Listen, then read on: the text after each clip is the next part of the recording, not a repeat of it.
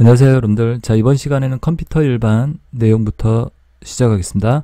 자, 컴퓨터 일반 나와있죠. 컴퓨터에 대한 어떤 전반적인 이론적인 내용들을 알아보는 시간이고요. 첫 번째로 나와있는 게 CPU 나와있습니다. 중앙처리장치요. 자, CPU다 라고 얘기하면 우리 컴퓨터 사면 여러분들 CPU, 자, 우리 차를 사면 자동차에 엔진이 있죠. 그런 엔진이 바로 CPU다 라고 생각하시면 되겠고, 여러분들, 자, 그래서 CPU가 가장 컴퓨터에서 중요한 부품이라고 할 수 있습니다. 자, CPU가 어떻게 생겼나 한번 보여드릴까요? 이렇게 생긴 게 CPU예요. 여기 보이시죠? 이렇게. 자, 그래서 우리가 컴퓨터를 사면요, 내 컴퓨터는 CPU가 뭐 i5다, i7이다, 뭐 i3다, 뭐 이런 거 말을 하죠. 그게 CPU 이름이다라고 생각하시면 되세요. 이 수치가 높으면 높을수록 좋은 거고요. 자, 그리고 CPU의 구성이 나와 있는데 CPU의 구성을 여러분들이 알아두셔야겠고요. CPU는 크게 세 가지로 구성되어 있는데 레지스터 나와 있습니다. CPU에서 뭐한다? 임시기억장치다. CPU 안에 있는 임시기억장치. 아까 그 CPU 보셨죠? 그 안에 임시기억장치, 데이터를 갖다가 이렇게 가져오면 그 안에서 누가 데이터를 저장하는 공간이 있어야 하는데 걔가 바로 레지스터라는 애입니다. 아시겠죠? 레지스터. 자, 그 다음에 CPU 안에는요, 제어장치가 있습니다. CU라고 해서 제어장치. 제어라는 말이 감시하다, 감독하다, 관리하다 이런 뜻을 갖죠. 자, 그래서 제어장치, 지시랑 감독하는 장치, 그리고 또 명령어를 해석하고 이러한 전반적인 일을 하는 애가 바로 제어장치입니다. CPU 안에 제어장치가 있고요. 제어장치 안에는 이렇게 보시면 또 세부적으로 나눠보면요, 해독기가 있습니다. 해독기. 명령어를 뭐다? 기계어로 번역해주는 장치다. 해독기요, 해독기. 그래서 해독기를 다른 말로 디코더다 라고 얘기를 합니다. 디코더. 이렇게 디코더가 있고요. 자, 그래서 내가 프린트해라, 뭐 인쇄해라, 그럼 인쇄해라 이런 말을 갖다 컴퓨터가 알아듣지는 못하겠죠. 이걸 갖다 바꿔주는 거예요. 컴퓨터가 알아들 수 있도록 1010 뭐 이렇게 이진수로. 그게 누가? 해독기가 한다는 거죠. 자, 그 다음에 해독기가 있고 그 다음에 나와 있는 게 뭐다? 부호기가 있습니다. 부호기. 자, 부호기는 자, 이렇게 해독된 신호를 갖다가 뭐 한다? 전기 신호로 이렇게 발생시키는 거예요. 신호로. 자, 이러한 신호로, 디지털 신호로 이렇게 뭐 발생시키는 장치가 있겠죠. 그게 바로 뭐다? 부호기다. 자, 그 다음에 그 밑에 프로그램 카운터라고 있죠. 프로그램 카운터, 레지스터의 일종입니다. 프로그램 카운터. 다음에 실행할 명령어의 주소를 기억한다. 그러니까 내가 이 명령어 끝나고 뭐 100번지에 있는 명령어를 끝났다. 그 다음에는 어디로 간다? 200번지에 있는 명령어를 실행하라. 자, 다음에 실행할 명령어의 주소를 가지고 있는 게 뭐라? 프로그램 카운터예요. 자, 그리고 마지막으로 보시면 명령 레지스터가 있습니다. 자, 명령 레지스터는 인스트럭션 레지스터, IR이라고 얘기해요. 그래서 현재 수행 중인 명령어를 갖다가 뭐 한다? 기억하는 레지스터다. 현재 내가 실행 중인 명령어 있죠? CPU에서 그 명령어를 갖다 누가? 바로 명령 레지스터라는 애가 기억을 한다는 얘기입니다. 그래서 제어장치에 총 몇 개? 네 가지가 있다는 걸 알아두시고요. 자, 그 다음에 CPU에 보시면 또 연산장치라는 게 있습니다. 연산장치 ALU라고 돼 있죠. Arithmetic Logic Unit이라고 해서 연산이 뭐죠? 여러분들 계산을 수행하는 장치예요. 그게 이제 연산장치. 자, 그래서 계산을 수행하는 장치다. 컴퓨터에서 우리가 CPU가 하는 또 중요한 일이 계산을 해주는 장치겠죠. 자, 그 계산하는 장치가 ALU 연산장치. 그래서 계산을 해주는 연산장치 안에 뭐가 있다? 누산기, 가산기, 보수기 뭐 이렇게 있다라고 되어 있어요. 자, 그래서 누산기 여기 설명되어 있죠. 누산기는 뭐다? 여러분들 연산의 결과값을 저장하는 레지스터다. 그러니까 예를 들어서 5 더하기 4가 얼마냐? 그럼 5 더하기 4가 9겠죠. 이 연산의 결과값을 누가? 바로 누산기라는 애가 어큐뮬레이터의 약자예요. 그래서 ACC라고 이렇게 표시를 합니다. 약자로. 자, 그래서 이 누산기라는 것은 연산의 결과값을 저장하는 레지스터. 자, 그 다음에 상태 레지스터, 데이터 레지스터 등이 이렇게 있다라고 나와 있습니다. 여기 보면 이제 가산기, 보수기 이렇게 나와 있죠. 여기 보면 가산기라고 되어 있는데 가산기는 뭐다? 여러분들 가산한다, 덧셈하는 장치예요. 덧셈 장치. 이 가산기가 한마디로. 보수기는 뭐냐면 뺄셈하는 장치다라고 생각하시면 되세요. 뺄셈을 수행하는 장치. 자, 이렇게 구성이 되어 있다라는 거. 그래서 연산장치의 누산기 정도는 좀 잘 봐두시고요. 시험에서 이렇게 잘 물어보는 거니까 여러분들이 누산기가 이런 거구나 라고요. 연산장치에 그래서 누산기, 가산기, 보수기, 상태 레지스터, 데이터 레지스터 이런 걸로 구성이 되어 있구나. 제어 장치에는 해독, 부호기, 프로그램 카운터, 명령 레지스터. 제어 장치에 대해서 이거 잘 물어봅니다. 이러한 레지스터들, 구성 요소들 이렇게. CPU는 레지스터, 제어 장치, 연산 장치로 구성이 된다. 자, 이렇게 알아두시면 되겠고, CPU에 대해서요. 그리고 내용을 좀 지울게요. 자, 그래서 CPU 알아봤고 그 밑에 거 내려가 볼게요. 여러분들 인터럽트라는 말이 나와 있네요. 그죠? 인터럽트. 자, 인터럽트라는 건 뭐다? 여러분들 프로그램 실행 도중에 예기치 않은 상황이 발생할 경우, 자, 컴퓨터에서 내가 갑자기 작업하는데 예기치 않은 오류 같은 게 막 뜨기도 하죠, 여러분들. 뭐 그리고 메시지 나오고 그런 것들을 인터럽트 처리한다라고 얘기해요. 그래서 인터럽트라는 건 컴퓨터 실행 도중에, 어떤 프로그램을 실행하는 도중에 예기치 않은 일이 발생했을 때를 인터럽트라고 얘기한다. 그리고 그런 인터럽트가 발생하면요, 현재 작업을 일시 중단하고 발생된 작업을 어떻게 여러분들 우선 처리한 후, 그죠? 어떠한 오류가 발생되면 그걸 우선 처리한 후 실행 프로그램 작업으로 다시 복귀하는 걸 뭐라고 부른다? 인터럽트 처리다라고 얘기합니다. 자, 그래서 인터럽트 이렇게 외워두세요. 컴퓨터에서 어떤 예기치 않은 사건, 오류가 발생했을 때 그걸 처리하는 게 인터럽트 처리다라고 기억을 해두시면 되겠죠. 자, 그 다음에 외부 인터럽트. 인터럽트에서는 외부 인터럽트, 내부 인터럽트, 소프트웨어 인터럽트로 크게 이렇게 구분을 갖다 해볼 수 있습니다. 자, 그래서 자세한 거를 갖다 보면요, 외부 인터럽트는 외부적인 어떤 요인에 의해서 생기는 인터럽트. 그래서 입출력 장치에 의해서 I/O, 인풋, 아웃풋, 그러니까 입력과 출력 장치에 생기는 인터럽트가 있고, 타이머, 어떤 타이머, 시간 초과, 그죠? 어떤 작업 시간이 초과돼 가지고 인터럽트가 생길 수 있는데, 그런 걸 바로 외부 인터럽트. 그 다음에 전원에 의해서 누가 전원선을 뽑아버렸어요, 실수로. 그런 인터럽트 생기는 거죠. 자, 그래서 입출력 장치, 타이머, 전원 등의 외부적인 요인에 의해서 생기는 인터럽트, 바로 외부 인터럽트다라고 알아두시면 되겠고요. 그 밑에 내부 인터럽트가 있습니다. 내부 인터럽트는 잘못된 명령이나 데이터를 사용함으로써 발생하는 인터럽트로, 트랩이라고 얘기도 합니다. 그러니까 어떠한 내가 명령어를 갖다 잘못 넣어가지고, 예를 들어서 입력하라고 그랬는데 출력을 해버렸어요. 그렇죠. 잘못된 거죠. 자, 이러한 잘못된 명령이나 어떤 잘못된 데이터를 사용해서 생기는 인터럽트를 뭐라 부른다? 내부 인터럽트다. 어떤 내부적인 명령, 프로그램의 그 데이터를 잘못 사용한 거기 때문에 이런 것들을 내부 인터럽트라, 트랩이다라고 얘기도 합니다. 자, 그 다음에 소프트웨어 인터럽트는 프로그램 처리 중에서 명령의 요청에 의해서 발생하는 거다.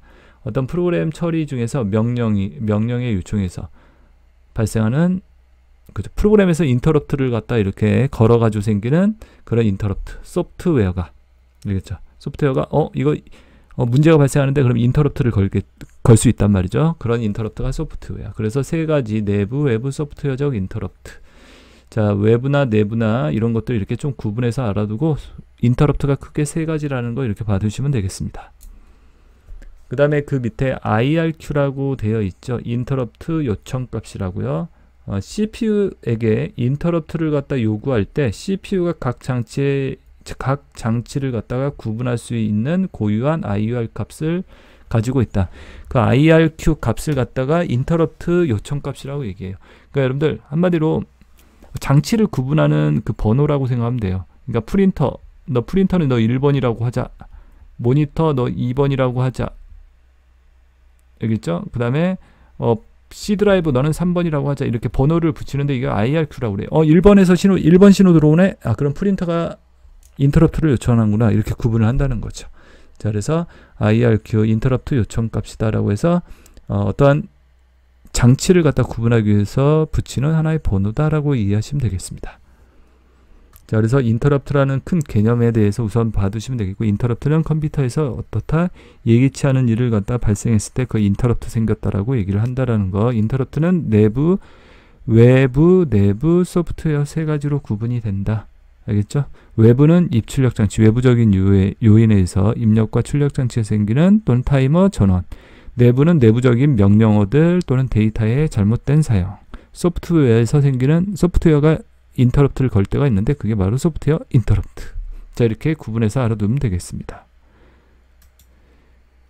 자, 그리고 이제 밑에 내려가 볼게요, 여러분들. 자, 밑에 내용 한번 채널이라고 쭉 나와 있죠. 채널.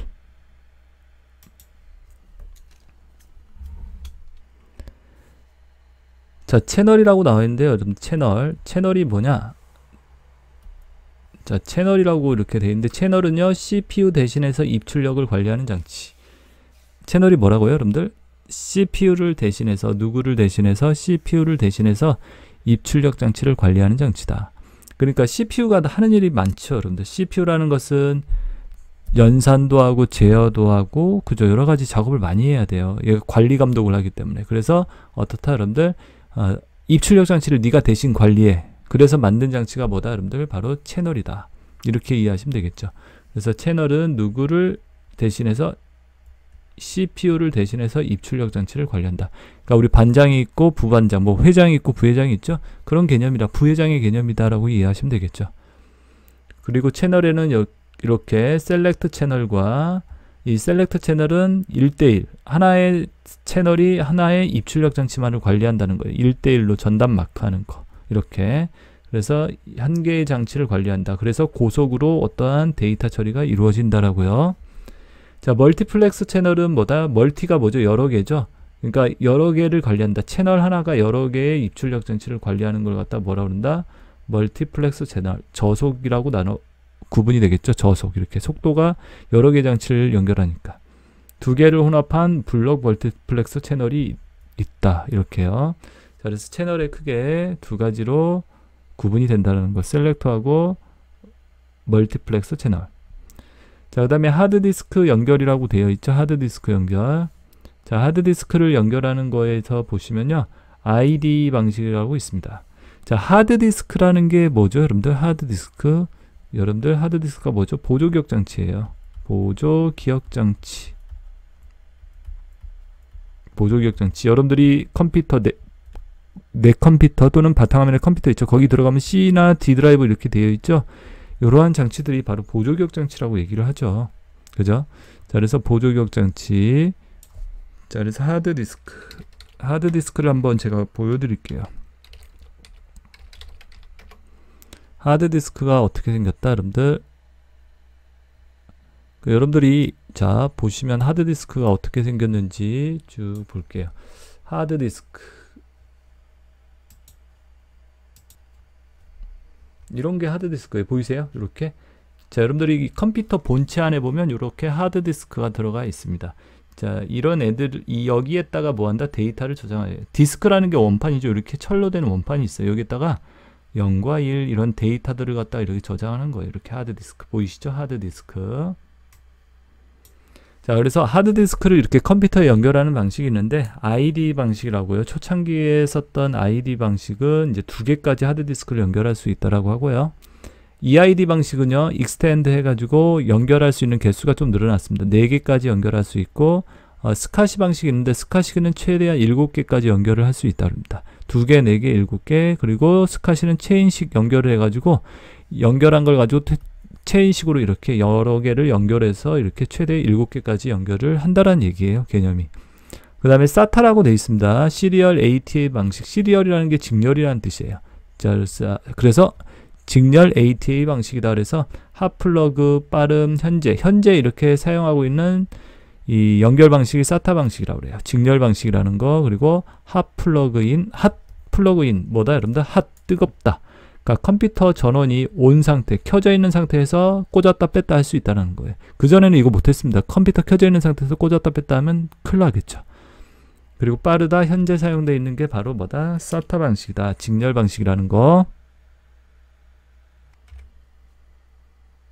자, 그래서 한번 보여드리면 이렇게 돼 있어요. 옛날에는 케이블이 이렇게 넓게 돼 있었는데요. 여기 보이죠? SATA 방식은 이렇게 케이블이 이렇게 작게 돼 있고요. 직렬 방식이라고 해서 속도도 빠르고 그럽니다. 자, 이렇게 한번, 이렇게 생겼구나 라고 이제 구경 정도 한번 해보시면 되겠죠. 이렇게 생겼구나. 전에는 이렇게 넓었어요, 여러분들. 병렬 방식이었어요. 근데 이제 SATA 이렇게 작게 돼 있어가지고 발열이라든지 속도면에서 아주 빠르고 호환성이 좋습니다. 자, 그래서 이렇게 하드디스크 연결 방식 이렇게 받으시면 되고, ID 2개, EID 4개, 스카시 7개, SATA 현재 쓰고 있는 직렬 방식으로 빠르다 이렇게 알아두시면 되겠죠. 자, 그리고 여기 보시면 파일 시스템이라고 되어 있죠. 파일을 저장하는 방식이에요. 그러니까 우리가 파일을 갖다 이렇게 저장하는 방식을 갖다가 나누는데 FAT 방식이 있고 초기에 나왔던 방식이에요. FAT32 NTFS 방식이다라고 이렇게 구분해서 봐두시면 되겠고요. 그러니까 FAT 방식이다 그러면요, 초창기에 나왔던 건 이 공간, 이렇게 한 공간에 16개를 집어넣는다 생각하면 돼요. 16개의 비트를. 예를 들어서 이렇게. FAT32는 여기에서 같은 공간인데 32개를 갖다 집어넣는 거예요. 여러분들 어떤 게 많이 들어가겠어요? 당연히 FAT32가 많이 들어가겠죠? 그죠? 이렇게. 그 다음에 나온 게 이제 NTFS 방식. 이거는 64비트. 더 많이 들어가요. 이게 더 좋겠죠. 요즘 쓰는 게, 현재 쓰는 게 NTFS 방식이라고 그래요. 아시겠죠? 그래서 이 FAT, FAT32, NTFS 파일을 저장하는 방식이다. 파일 시스템이라고 얘기를 해요. 지금은 NTFS 방식이다. 그래서 지금은 대용량의, 그러니까 하드디스크를, 우리가 대용량의 하드디스크를 갖다 사용할 수 있게 되었습니다. 그러니까 아무리 큰 거라고 해도 옛날 거 방식으로 하면요, 인식이 안 됩니다. 그러니까 예를 들어서 내가 1테라바이트 1000기가짜리가 있다. 예를 들어서 1000기가, 1테라라고 얘기하는데요. 그냥 1000기가 있는데 지금은 이 1000기가를 다 인식할 수 있어요. 근데 옛날 방식이면은 이거 인식을 못해요. 500기가밖에. 이 자체가 여기까지밖에 인식이 못 되게 돼 있기 때문에. 아시겠죠? 자, 그래서 파일 시스템이 이렇게 세 가지로 FAT, FAT32, NTFS 방식으로 이렇게 발전이 되었구나 라고 알아두시면 되겠죠.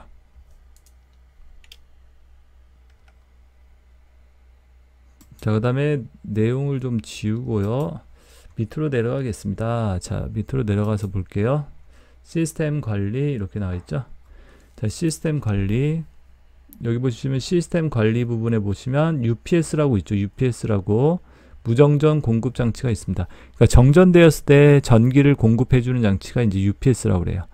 갑자기 컴퓨터 중요한 작업을 하고 있는데 정전이 돼버리면 어떻게 되죠? 큰일 나겠죠, 여러분들. 자, 그래서 UPS 정전 시 전원을 공급하는 장치다.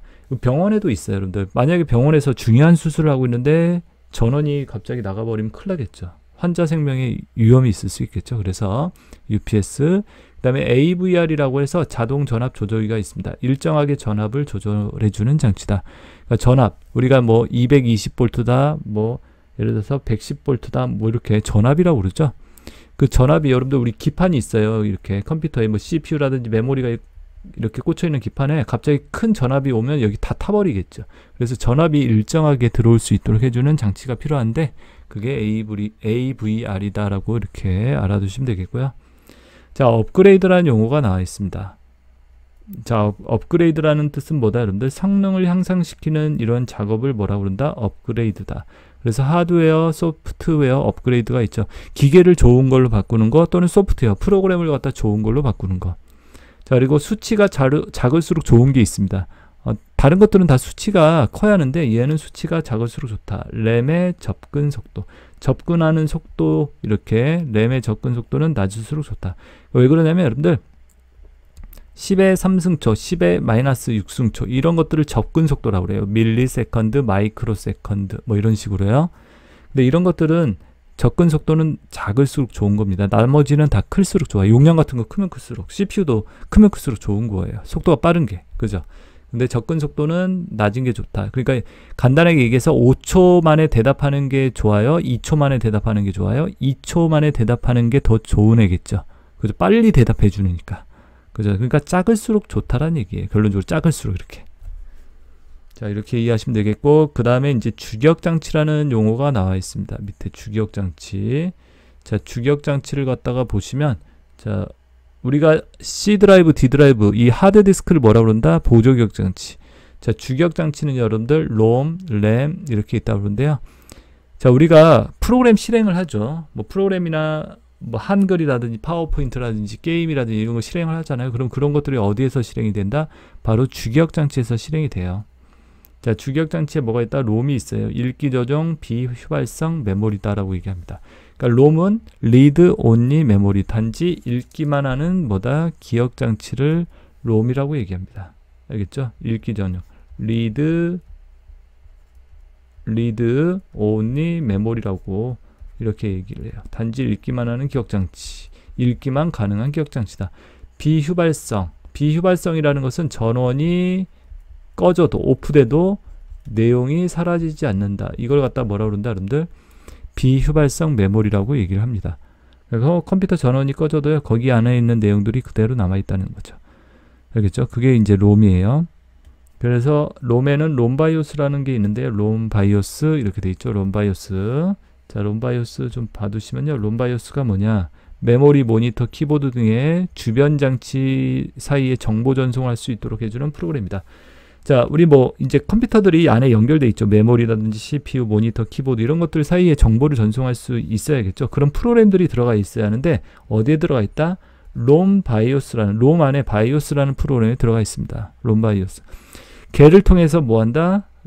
키보드, 모니터, 이렇게 메모리, CPU 사이에 데이터 정보를 왔다 갔다 할 수 있도록 해준다는 거죠. 그런 프로그램들이 바로 롬에 저장되어 있다. 그래서 롬에 저장되어 있는 프로그램이다. 롬바이오스. 알겠죠? 롬 안에 바이오스라는 소프트웨어가, 바이오스라는 이런 소프트웨어가 들어가 있어서 하드웨어와 소프트웨어 간의 어떤 정보 전달의 매개 역할을 한다. 그리고 포스트라는 프로그램이 또 있어서의 포스트. 전원 후 시스템 점검이라고 얘기하죠.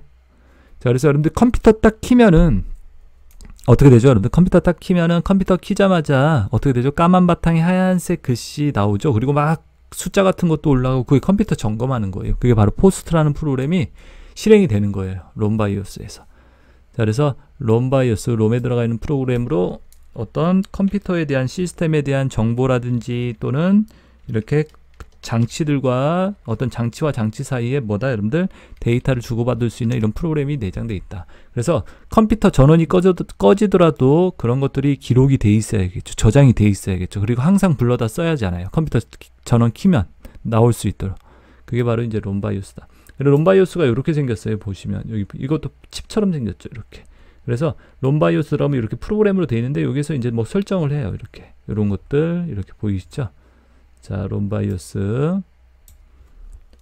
자, 그래서 롬바이오스라는 거, 롬이 뭐다? 읽기 전용이고 비휴발성. 컴퓨터에 필요한 이런 시스템에 필요한 이런 정보들이 여기에 기록이 돼 있고 우리가 이렇게 사용한다라는 거. 그리고 여기 보시면 이제 펌웨어라고 나와 있죠. 펌웨어. 펌웨어라는 것은 롬에다가 소프트웨어를 아까 반도체 칩 보셨죠? 롬 안에다가 이렇게 소프트웨어를 갖다가 기록해 놓는 걸 갖다 바로 펌웨어다라고 이해하시면 되세요. 자, 그래서 롬 이렇게 칩이 있는데 그 안에다가 이제 소프트웨어를 갖다 이렇게 집어넣은 거죠. 그걸 갖다 펌웨어다. 롬바이오스도 펌웨어에 들어가겠죠. 자, 하드웨어이면서 뭐의 소프트웨어의 성질을 갖는 걸 뭐라고 그런다? 롬바이오스다. 자, 내용 좀 지우고 밑으로 내려갈게요. 자, 그래서 롬바이오스는 롬에다가 뭐를 갖다 소프트웨어가 결합되어 있는 이 두 가지 성질을 갖는 걸 뭐라고? 펌웨어라고 얘기한다. 펌웨어요. 펌웨어. 자, 펌웨어는 하드웨어 교체 없이도 소프트웨어의 업그레이드만으로도 시스템의 성능을 갖다가 높일 수 있게 해준 걸 뭐라고 그런다? 바로 펌웨어라고 얘기한다. 자, 그래서 여러분들이 핸드폰을 사시면 우리 핸드폰 있죠. 핸드폰 이렇게 사시면 핸드폰 그 안에 있는 프로그램이 있죠. 운영체제 또는 여러가지 핸드폰에다 앱을 깔죠. 프로그램을. 그러면 그 앱들이 계속 그대로 있는 게 아니에요. 업데이트를 시키죠. 여러분들. 업데이트 같은 거 막 시키잖아요. 그죠? 그거 좀 더 좋게 사용하기 위해서. 그래서 펌웨어는 하드웨어의 교체 없이 소프트웨어를 업그레이드 해가지고 좀 더 좋은 또 오류를 수정하고 그러한 기능 향상을 할 수 있도록 해주는 게 바로 펌웨어다. 아시겠죠? 이렇게 펌웨어라는 거. 자, 펌웨어는 롬에 저장되어 있는 하드웨어를 제어하고 관리하는 역할을 한다. 이 펌웨어라는 게 이제 롬에 저장되어 있는 하드웨어를 갖다가 제어 관리 역할을 갖다 수행을 하게 된다. 이 펌웨어를 갖다 업데이트함으로써 이런 것들을 갖다 향상시킬 수 있다는 얘기죠. 자, 그리고 EEPROM이라고 있는데 롬 중에 EEPROM이 있어요. EEPROM은 전기를 이용해서 내용을 지웠다 썼다 할 수 있다는 얘기예요. EEPROM. 그래서 여러분들이 이 플래시 메모리 같은 게 여기 밑에 플래시 메모리 있죠. 이런 것들이 EEPROM이라고 그래요. 여러분들이 흔히들 쓰는 이 USB 메모리 있죠. USB 메모리라고. 그런 메모리가 이제 플래시 메모리라고 그래요. 자, 우리가 컴퓨터에 USB 꽂죠. 그러면 미세하게 전기를 흘러서 거기 USB에 있는 내용들을 지우고 또 뭐 저장하고 이런 역할을 한다는 거예요. 그래서 EEPROM의 일종이다. USB가. 이렇게 이해하시면 되고 그런 애들을 플래시 메모리다라고 이해하시면 되고 다른 말로 우리가 이제 흔히들 그 플래시 메모리라고 그래요. 뭐 SD 카드다 이렇게 얘기하죠. 뭐 카메라든지 USB 또는 핸드폰 등에 조그맣게 들어간 메모리, 그런 거 생각하시면 되세요. 그 다음에 여기까지 이제 롬과 관련된 우리 주기억장치에서 롬에 대해서 봤고요. 그 다음에 램이 나와 있습니다. 주기억장치에 뭐가 있다? 또 램이라고 있어요. 램은 읽기와 쓰기가 가능한 기억장치다. 아까 롬은 읽기만 가능했죠. 얘는 쓰기, 랜덤 액세스 메모리. 읽을 수도 있고 쓸 수도 있다. 그 대신 휘발성이다. 휘발성은 뭐다? 전원이 오프, 꺼지면 없어진다, 사라진다. 알겠죠? 그래서 휘발성. 우리 휘발유가 뭐죠? 여러분들 휘발성이 상온에 놔두면 없어지는 거죠. 그래서 그게 이제 휘발성이라고 얘기하죠. 속도의 수치가 작을수록 빠른 것이다. 램은. 그래서 우리가 반도체라고 우리 삼성이 뭐 메모리를 잘 만든다고 그랬죠. 그 메모리가 바로 뭐다? 이거라고 생각하면 돼요. 램이라고요. 램. 자, 그래서 반도체 램, 주기억장치 중에 램이 있다. 램이 어떻게 생겼는지 한번 볼게요. 램 중에 밑에 여러분들 두 가지가 나와 있어요. D램과 S램 뭐 이렇게 돼 있죠. 자, 보시면 램이 보이세요? 이렇게 생긴 게 램이에요. 자, 좀 지울게요. 너무 지저분하네요. 요거 보이시죠? 요게 램이에요. 우리 메모리라고 얘기하는 거. 요렇게 램.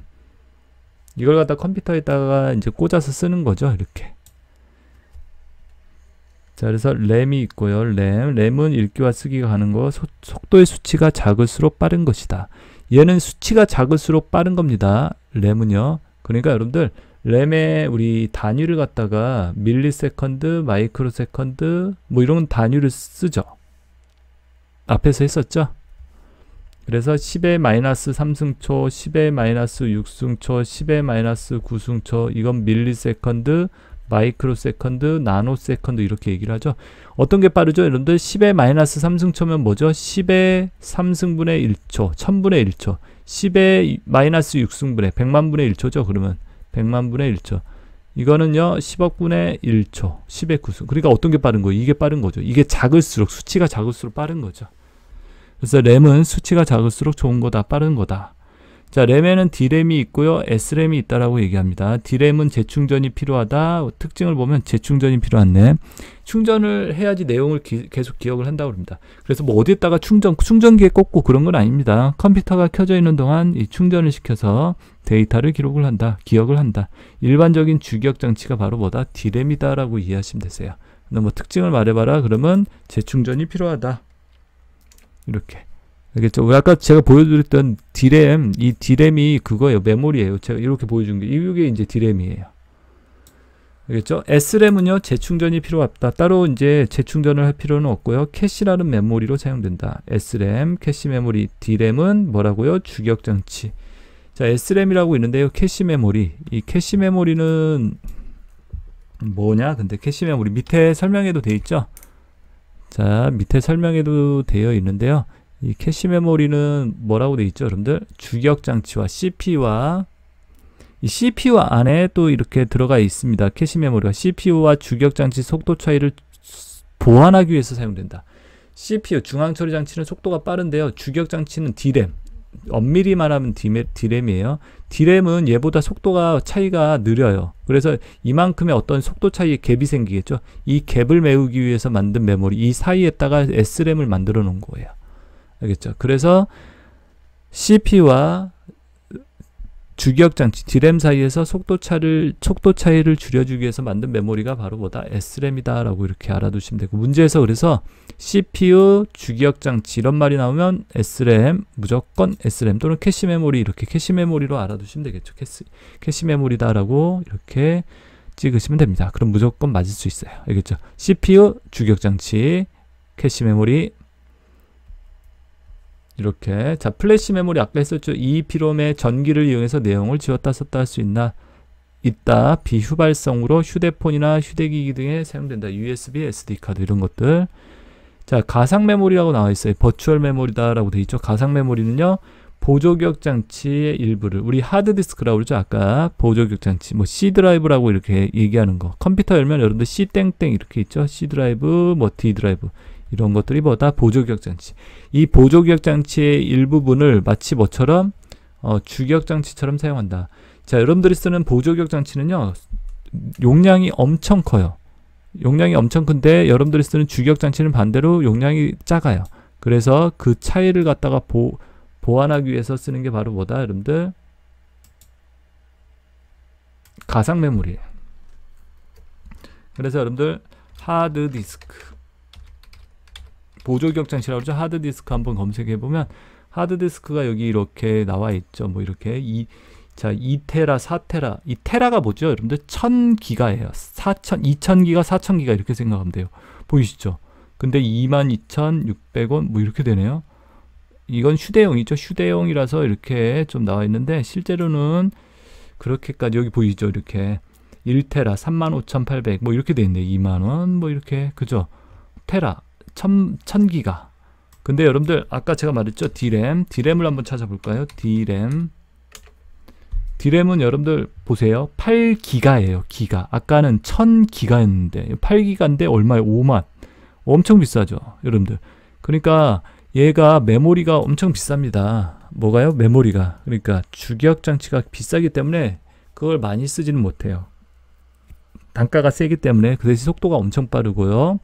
자, 그래서 어디의 용량을, 여러분들이 쓰는 하드디스크의 용량을 일부분을 주기억 장치처럼 사용하는 그런 기법을, 메모리 관리 기법을 가상 메모리다 라고 얘기를 하는 거고요.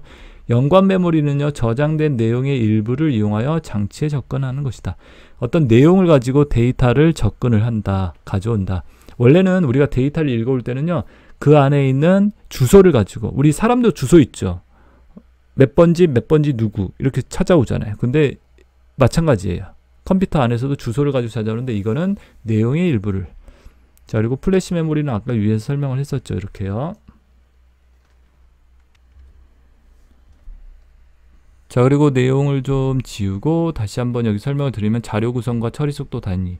자료의 단위 보시면 물리적 단위에는 뭐가 있다? 물리적 단위는 하드웨어에서 사용하는 단위다. 물리적 이런 말이 뭐죠? 하드웨어. 그죠? 하드웨어, 기계죠, 기계에서 사용되는 단위가 뭐냐? 자료 구성 단위, 비트, 바이트, 워드. 이렇게 비트, 바이트, 워드라는 단위를 쓰고요. 논리적 단위다라고 되어 있는데, 논리적 단위는 뭘까요, 여러분들? 소프트웨어. 알겠죠? 이거는 뭐라고 얘기한다, 여러분들? SW, 소프트웨어에서 사용되는 단위는 뭐냐? 필드, 레코드, 파일, 데이터베이스라는 이러한 단위를 쓴다. 얘는 논리적 단위다라고 얘기를 해요. 자, 그래서 자료의 단위를 보면요. 자, 여러분들이 이런 것들도 기본적으로 알고 있어야 돼요. 컴퓨터 우리가 한다라고 컴퓨터를 배웠다 그러면 기본적으로 비트가 뭐고 바이트가 뭔지 이런 것들 문제가 나오든 안 나오든 기억을 해 놓으라고 말씀을 드립니다. 자, 비트는 0과 1을 비트라고 그래요. 컴퓨터는 0과 1을 가지고 모든 데이터를 표현한다고 그러죠. 이걸 디지털이라고 얘기를 해요. 알겠죠? 이진수. 그죠? 자, 이게 8개 모이면 그걸 뭐라고 그런다? 8비트가 모인 걸 1바이트라고 그래요. 1바이트. 8비트. 8개의 비트가 이렇게 0과 1이 모이면 그거를 1바이트. 글자 하나를 갖다 우리가 한 글자를 나타내는 걸 1바이트다.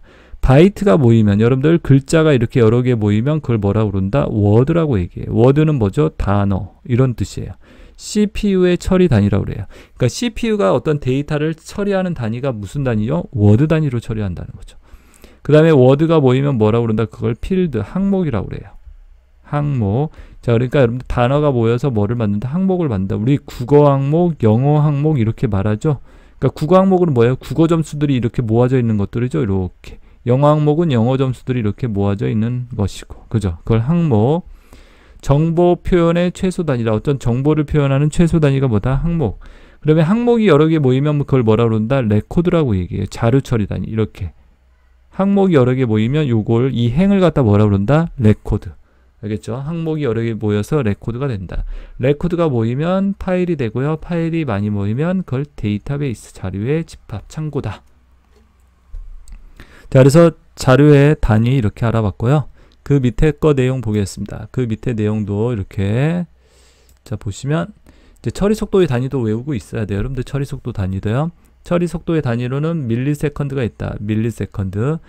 10의 마이너스 3승요. 가장 속도가 느린 거겠죠. 1000분의 1초. 그 다음에 마이크로라고 읽어요. 세컨드 10의 마이너스 6승, 나노 세컨드 ns 10의 마이너스 9승, 그 다음에 피코 세컨드 10의 마이너스 12승, 펜토 10의 마이너스 16승, 15 아니에요. 여러분들 16이에요. 3씩 늘어난다 생각하면 돼요. 보이시죠? 3씩 증가가 된다. 알겠죠? 그 다음에 마지막에 아토 세컨드 10의 마이너스 18승. 자, 그래서 가장 빠른 것부터 한번 적어볼게요. A, F, P, N. 알겠죠? A, F, P, N. 그리고 마지막에 밀리세컨드. 이렇게 기억하시면 되겠죠. 그래서 이게 마이너스 3승. 여기가 마이너스 18승. 이렇게 마이너스. 알겠죠? 3씩 간격이 주어진다라고 하시면 되겠죠. A, F, P, N. 마지막에 M. 알겠죠? 마이너스 3, 마이너스 18. 이렇게 외워두시면 되겠죠. 자, 그리고 여기 보시면 이제 자료 처리별 분류 이렇게 나와 있고요. 자, 오늘은 제가 여기까지 설명을 드리겠습니다. 처리 속도의 단위까지요. 자, 이렇게 해서 여러분들 이번 시간에 컴퓨터 일반에 대한 첫 번째 시간 내용들 알아보았습니다. 여러분들. 자, 여러분들 수업 받느라 수고들 많이 하셨고요. 여러분들. 자, 1과목 부분은 자, 여러분들이 이렇게 컴퓨터 관련된 오늘 기본적인 내용들을 알아봤으니까요. 중요한 부분들 꼭 체크하시고 여기 내용들은 압축해서 이렇게 정리를 해 놓은 거니까 꼭 이렇게 외워놓고 이렇게 문제를 많이 풀어볼 수 있도록 해주세요. 자, 여러분들 수고들 많이 하셨습니다. 수고들 하셨습니다.